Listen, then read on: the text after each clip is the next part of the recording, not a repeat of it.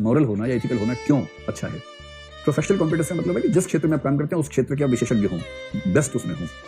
वकालत करते हैं तो जिस एरिया में वकालत करते हैं उस पे टिप्स पे चीजें हों, आपको सब पता हो, सारे केसेस देखे हुए हैं। आपसे बात करते ही जज कांपने लगता हो कितना पढ़ के आया है, और जज को लगे कि मैं क्या इसके सामने बात करूंगा। ये तो प्रोफेशनल कॉम्पिटेंस हुई। नैतिक होने का मतलब है कि आप अपने प्रोफेशन के कोड ऑफ एथिक्स को, कोड ऑफ कंडक्ट को फॉलो करते हैं और व्यक्तिगत जीवन में भी नैतिक मूल्यों का सम्मान करते हैं। इंटीग्रिटी वाले आदमी हैं, सत्यनिष्ठा वाले आदमी हैं। तो आप बताएं कि यदि कोई व्यक्ति प्रोफेशनली कॉम्पिटेंट है, साथ में नैतिक भी है, साथ में नैतिक होने से क्या फायदा है? उसे क्यों नैतिक होना चाहिए साथ में?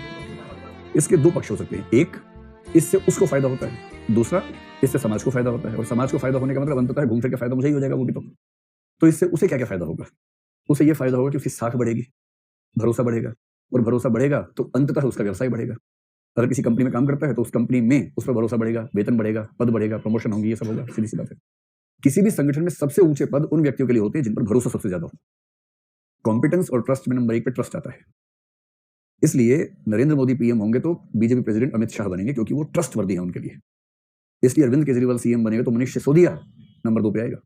नंबर 2 पे वही रहेगा जिस पर भरोसा सबसे ज्यादा हो, और बाकी पार्टीज में तो बाप के बाद बेटा, बेटे के बाद दूसरा बेटा आएगा।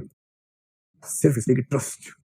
कांग्रेस में सोनिया गांधी के बाद राहुल गांधी अध्यक्ष बने, उनसे योग्य कई लोग हो सकते हैं, लेकिन भरोसा कि पारिवारिक संपत्ति है, हाथ से निकल ना जाए, ये भरोसा तो उसी पे जमेगा ना जिसके पास डीएनए हमारा अपना ही हो। कैसे किसी पे जमेगा? किसी भी संगठन में सबसे ऊंचे पदों पर वही जाएगा जो ट्रस्टवर्दी है। कॉम्पिटेंस सेकेंडरी बात है। एक तो ये हो गया।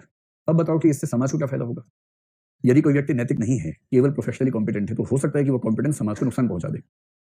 जैसे कोई डॉक्टर है, बहुत कॉम्पिटेंट है, सर्जरी करता है, अच्छा सर्जन है, पर नैतिक रूप से कमजोर है, तो हो सकता है कि वो हिपोक्रेटिक ओथ को भूलकर अपनी सर्जरी की स्किल्स का मिसयूज करे, पेशेंट्स के अंगों को निकाल के व्यवसाय शुरू कर दे, बेचना शुरू कर दे।